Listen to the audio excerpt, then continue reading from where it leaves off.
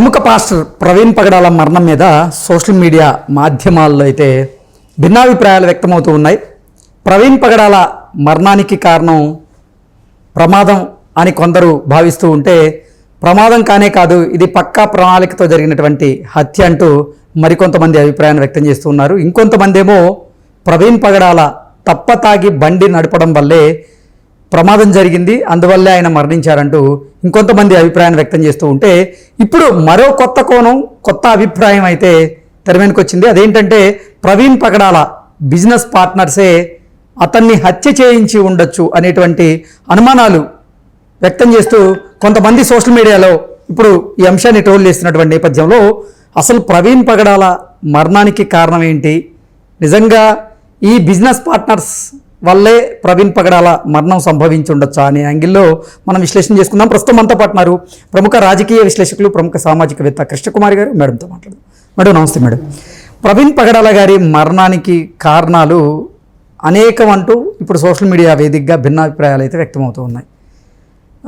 3 కారణాలని మనం గత 3 రోజుల నుంచి విశ్లేషణ చేసుకుంటూనే ఉన్నాం. కానీ ఇప్పుడు కొత్త అంశం తెరమీదకి వచ్చింది. అదేంటంటే ప్రవీణ్ పగడాల గారి బిజినెస్ పార్ట్నర్సే పక్కా ప్రణాళికతో ఆయన్ని హత్య చేయించి ఉండొచ్చు అనేటువంటి అనుమానాలను వ్యక్తం చేస్తూ కొంతమంది సోషల్ మీడియా వేదికగా అభిప్రాయాలు వ్యక్తం చేస్తున్నారు. దీన్ని ఎలా చూడాలి మేడం? ఏదైనా ఇది తేల్చాల్సింది పోలీసులండి, మనం మీడియా ట్రయల్స్ చేయడానికి కాదు. ఇప్పుడు అక్కడ ఒక క్లూస్ టీమ్ ఏం చేస్తుంది, ప్రాథమిక సమాచారాన్ని సేకరిస్తుంది. ఈ ప్రైమ్ ఆఫ్ ఎఫెన్సీ అంటారు. ఆ ప్రాథమిక సాక్ష్యాధారాలని జాగ్రత్తగా ప్రిజర్వ్ చేయాల్సిన బాధ్యత కూడా పోలీస్ డిపార్ట్మెంట్దే, క్లూస్ టీమ్దే. అంటే పోలీస్ డిపార్ట్మెంట్లోని క్లూస్ టీమ్ కూడా ఇంక్లూడ్ అయి ఉంటారు. వాళ్ళకు ఉండాలి, వాళ్ళు చేయాల్సిన పని ఇది. నాకు అనిపించేది ఏంటి అంటే, వీళ్ళని వీళ్ళని కొట్టుకునే కన్నా అసలు పోలీసులు బాధ్యతగా వాళ్ళు ఈ కేసు అసలు ఏం జరుగుంటది అనేది నిష్పక్షపాతంగా చెప్పే ఉద్దేశంలో ఆ ప్రభుత్వం ఉందా లేదా అన్నదే ఇప్పుడు ప్రశ్న ఇవాళ సభ్య సమాజం ముందు. ఇది తేల్చవలసింది పోలీసులే. అవును. ఇప్పుడు నేను ఒకళ్ళు అంటారు, ఇంకొకళ్ళు అంటారు, వాళ్ళ భార్య ఇంకొకళ్ళు అంటది, వాళ్ళ చెల్లెలు ఇంకొకళ్ళు అంటది. ఇది కాదు కదా. అంటే పోస్ట్ మార్టం రిపోర్ట్ అయితే ఈ రోజు సాయంత్రానికి వచ్చేటువంటి అవకాశం ఉందంటూ కూడా కొన్ని వార్తలు చూసాం. పోస్ట్ మార్టం రిపోర్ట్ వచ్చిన తర్వాతే అసలు ఈ మరణం ఎలా సంభవించింది అనేటువంటి విషయాలు, అంటే ఈ విషయాల మీద ఒక క్లారిటీ వచ్చేటువంటి అవకాశం అయితే ఉంది. కానీ ఈ లోపలే రాజకీయాలకు ఈ మరణాన్ని వాడుతూ మత విద్వేషాలు రెచ్చగొట్టేలాగా కూడా కొంతమంది వ్యాఖ్యలు చేస్తున్నారు. లేదు, ఇక్కడ మొదటి నుంచి ఎవరో తెలివిగా దీన్ని కొంచెం మిస్లీడ్ చేసిన వాతావరణమే కనిపిస్తుంది ఇందులో. ఏంటంటే పోస్ట్ మార్టం రిపోర్ట్ వచ్చే వరకు అనుమానాస్పద మృతిగా నమోదు చేసి, పోస్ట్ మార్టం రిపోర్ట్ వచ్చిన తర్వాత యాక్సిడెంటా లేకపోతే హత్య ఇంకోటో చెప్పాలి. ఇప్పుడు చాలా సార్లు ఎక్కడో చంపేసి రోడ్డు మీద పడేస్తుంటారు, తీసుకొచ్చి ఏదో వెహికల్ ఎక్కేసి వెళ్తుంది, వెళ్ళిన తర్వాత రోడ్ యాక్సిడెంట్ అన్నట్టు మాట్లాడతారు.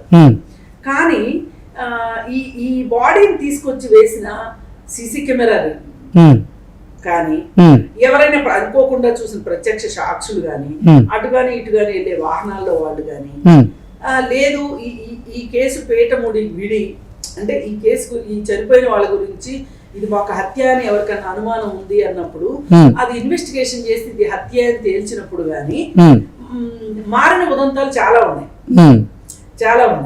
ఆయేషా మీరా కేసు ఉంది.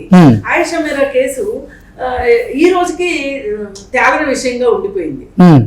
అది బ్రహ్మముడు వేసేసారు, ఎవరు వేసేసారో అందరికీ తెలుసు, తెలియదు ఎవరికి లేదు. వాళ్ళ అమ్మకి అందరికంటే ఎక్కువ బాగా తెలుసు, చేసిన వాళ్ళకి అంతకంటే బాగా తెలుసు. కానీ వాళ్ళ అమ్మ ఒక్కటే ఆక్రోశిస్తుంది, మాట్లాడుతుంది తప్పితే ఈ రోజుకి పోలీసులు తేల్చలేకపోయారు. ఎందుకు తేల్చలేకపోయారు అంటే, ఇక్కడ మొత్తంగా ప్రాథమిక సాక్ష్యాధారాన్ని ఆధారాలు మొత్తాన్ని అసలు మాయం చేసేసారు. అంటే మాయం చేశారు అంటే మామూలు పద్ధతిలో అయితే ఎలా చేయగలుగుతారు? వాళ్ళు బాగా రాజకీయ పరంగా కావచ్చు, డబ్బు పరంగా కావచ్చు, పలుకుబడి పరంగా కావచ్చు, వాళ్ళు బాగా చేయగలిగిన వాళ్ళైతేనే ఆవేశంలో హత్య చేసినా కానీ దాన్ని వాళ్ళ మీదకి రాకుండా చేసుకోగలిగిన బలం ఉన్న వాళ్ళు ఇలా చేసుకోగలుగుతారు. ఎవరంటే వాళ్ళు చేసుకోలేరు కదా. ఇప్పుడు సత్యంబాబు తీసుకొచ్చి ఇరికిచ్చి సత్యంబాబు కాదని వాళ్ళ అమ్మ చెప్తున్నా కానీ చివరికి ఈ మానవ హక్కుల సంఘం వాళ్ళు కేసు వేస్తే రిట్ వేస్తే అతను కాదు అని తేలింది. అతను విడుదలయ్యాడు, అది వేరే విషయం. కానీ ఈ లోపు అతను జైల్లో ఉన్నాడు కదా, ఆ శిక్ష అయితే అనుభవించాడు కదా చెయ్యని నేరానికి. అట్లాగే ఇప్పుడు ఈ వేసే మిడిమిడి జ్ఞానంతో వేసే మీడియా ట్రయల్స్ వల్ల అసలు దోషులు తప్పించుకునే అవకాశం ఉంటుంది ఈ కేసులో కూడా. అందుకని ఇలా అయి ఉంటుందా అలా అయి ఉంటుందా, ఎలా అయినా ఒక మనిషి ప్రాణం పోయింది ఇక్కడ, అది రోడ్డు యాక్సిడెంట్ అని ఎట్టి పరిస్థితిలో అనిపించట్లేదు ఎవ్వరు ఎన్ని చెప్పినా. ఎందుకంటే రోడ్డు యాక్సిడెంట్ జరిగినప్పుడు నిజానికి ఆ మనిషి మీదే ఆ వెహికల్ పడదు. ఇంకా అంతగా అయితే రోడ్డు పైన జరిగినప్పుడు అతని కాలు మీదో చెయ్యి మీదో బండి పడుతుంది తప్పితే కావాలని తీసుకొచ్చి ఆ మనిషి మీద పడుకోబెట్టినట్టుగా బండి పడటం అనేది జరగని పని. పోని జరిగిందే అనుకుందాం, యాక్సిడెంట్ కూడా ఎవ్వరు ఊహించని రీతిలో యాక్సిడెంట్ జరిగింది అనుకుందాం. ఆ బుల్లెట్ బండి హెవీ బండి ఎంత బరువు ఉంటది, ఆ బరువుకి బండి కొంచెం పైకి లేచి అతని మీద పడాలి లెక్క ప్రకారం. పడినప్పుడు అతని అంతర్గత అవయవాలు ముక్కలు అవుతాయి, పైన బాడీ మీద దెబ్బలు కనిపిస్తాయి. ఇప్పుడు పోస్ట్ మార్టం రిపోర్ట్ ఏమొస్తుందో చూద్దాం.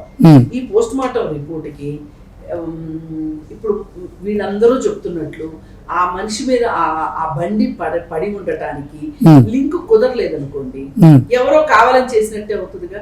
ఎక్కడో చంపేసి తీసుకొచ్చి అక్కడ పడేసి మీద బండి పడేశారు అనేది లిస్టర్ క్లియర్ గా అర్థమవుతుంది. అది నిజంగా హత్య అయితే హత్య అనేది తెలిసింది కదా, నిర్ధారణ అయింది. హత్య అయితే నిర్ధారణ అవుతుంది. ఇప్పుడు ఈ హత్య అయినప్పుడు ఎవరు చేశారు అంటే ఇప్పటిదాకా 2 మతాల పేర్లు వచ్చినాయి. ఇప్పుడు నెక్స్ట్ ఏమొచ్చింది, అతని స్నేహితులే వ్యాపార భాగస్వాములే చేశారు అని వచ్చింది. ఎవ్వరు చేసినా అండి పోలీసులు నిష్పక్షపాతంగా కనుక్కోగలిగితే, పోలీసులు కనుక్కోలేకపోవటం అనేది ఉండదు. పోలీసులు తలుచుకుంటే చేయలేకపోవటం అనేది ఉండదు. అసలు ఏదైనా జరిగింది అన్నప్పుడే పోలీసులు వాళ్ళకున్న అనుభవాన్ని బట్టి ఒక నెరేషన్ ఉంటుంది, వాళ్ళకి అర్థమైపోతుంది ఎట్లా జరిగింది. ఇప్పుడు మనం ఒక రకంగా ఈ యాక్సిడెంట్లు ఇట్లాంటి విషయాల్లో ఆరితేరిన వాళ్ళం కాదు, మనకు పనిచేసేది ఏంటి జస్ట్ కామన్ సెన్స్. కానీ పోలీసులకు పోలీస్ బుర్ర వేరే ఉంటుంది, వాళ్ళు చేసే ఇన్వెస్టిగేషన్ కూడా డిఫరెంట్ గా ఉంటుంది. ఇప్పుడు హత్య అన్నప్పుడు ఎవరు చేశారు అనేది కూడా నిరూపించాల్సిన బాధ్యత కూడా వాళ్ళకే ఉంటుంది. ఇప్పుడు యాక్సిడెంట్ అంటే కూడా యాక్సిడెంట్ అని నిరూపించాల్సిన బాధ్యత కూడా వాళ్ళకు ఉంటుంది, పోలీసుల మీదే ఉంటుంది. ఏదైనా మనం వేచి చూడాల్సిందే. ఒక్కటే నేను చెప్పదలుచుకునేది, ఈ పగడాల ప్రవీణ్ అనే అతన్ని కేవలం ఒక పాస్టర్ గానే అతన్ని చూపిస్తున్నారు ప్రపంచం అంతా. పాస్టరే కాదు, ఆ పాస్టర్ అనేది అది అతని జీవితం ఒక భాగం మాత్రమే. అతని జీవితం ఒక రకంగా వ్యాపారం చేయడానికి కావచ్చు.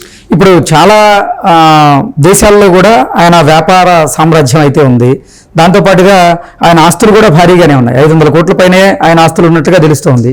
బిజినెస్ పార్ట్నర్స్ ఏమైనా చేసి ఉండొచ్చు అనే దానికి ఇది కూడా ఒక కారణం కావచ్చు.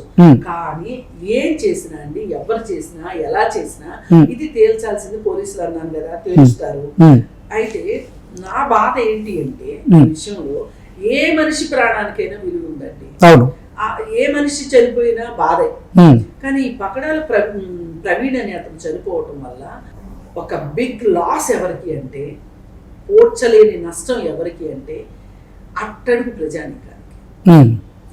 ఒకనొక దశలో వాళ్ళు చదువుకోవడానికే వీల్లేదన్న దశ నుంచి ఇతను చదువుకుని 4-5 రకాల భాషలు నేర్చుకుని అన్ని గ్రంథాల మీద పట్టు తెచ్చుకుని ఇతను నిరూపించి చూపించాడు. మన ఆంధ్రప్రదేశ్లో ఎట్లయితే కత్తి పద్మారావు లాగా అసలు మీరు వేదాలు ముట్టుకోవడానికే వీల్లేదన్న ఒక వ్యక్తిని, వింటే చెవుల్లో సీసం పోస్తామన్న వ్యక్తిని, ఆ సామాజిక వర్గాన్ని వాళ్ళు నేర్చుకుని ఏదైతే తమ గుత్తాధిపత్యం అనుకున్నారో వాళ్ళకంటే మిన్నగా వేదాలు చెప్పగలిగిన సత్తా ఆయన సంపాదించుకున్నాడు కత్తి పద్మారావు గారు. అట్లాగే ఇతను కూడా ఒక పక్క బైబిల్ చదువుతూ, ఓ పక్క హిందూ పురాణాలు చదువుతూ, ఓ పక్క ఇస్లాం గ్రంథాన్ని చదువుతూ అన్నిటినీ చూసి అన్నిటి గురించి మాట్లాడగలిగిన వ్యక్తి, ఎవరికైనా సమాధానం చెప్పగలిగిన వ్యక్తి. అంటే అదేదో సమాధానం చెప్పగలగటం అంటే నోరేసుకుని పడిపోవటం కాదు, సోదాహరణంగా ఉదాహరణలతో రెండో వాళ్ళని మెప్పించగల లాజిక్ ఉన్న మనిషి. నొప్పించలేదా అంటే నేను అనను, నొప్పించాడు. అయినా కానీ వాళ్ళు ఒప్పుకోకపోయినా ఒప్పించాడు, అంత సామర్థ్యం ఉంది.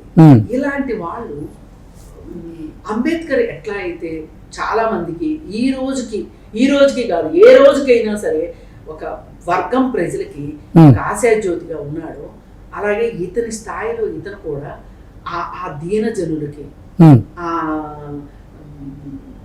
అందరూ తోసేసిన వ్యక్తులకి ఇతను ఒక రకంగా ఒక దైవం లాగా ఉన్నాడు, ఒక ఎగ్జాంపుల్ లాగా ఉన్నాడు.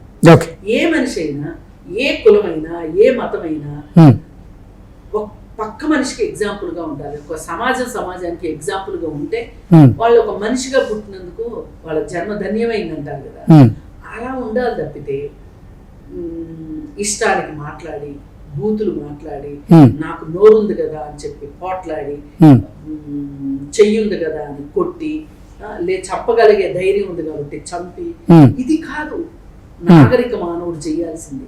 నాగరిక మానవుడు చేయాల్సింది ఏంటంటే చదువుకోండి, తెలుసుకోండి, నేర్చుకోండి, వాదించండి. ఎప్పుడైనా సరే వాద సంవాదంలో మనం మన సత్తా నిరూపించుకోవాలి తప్పితే దొంగచాటు దెబ్బలు కొట్టి చంపటం కానీ చంపించటం కానీ అది గొప్ప కానే కాదు. ఇతని విషయంలో నేను అదే చెప్తున్నా. మీరు నా 3 రకాల విషయాలు లేవనెత్తారు. ఈ 3 రకాలే జరగనివ్వండి, 3 రకాలు జరగకపోనివ్వండి. ఈ రోజు మన మధ్యలో పగడాల ప్రవీణ్ అయితే లేడు కదా, అతను ఒక జ్ఞానవంతుడు కదా. ఇప్పుడు సమాజంలో జ్ఞానవంతులే తక్కువైపోతున్న సందర్భంలో ఒక జ్ఞానవంతుడు మన సమాజానికి మీకు నాకు అక్కర్లేకపోయినా పర్వాలా, కానీ అవసరం ఉన్న వ్యక్తులు ఉన్నారు. వాళ్ళకి మట్టుకు బిగ్ లాస్ ఇది. Okay madam, thank you so much.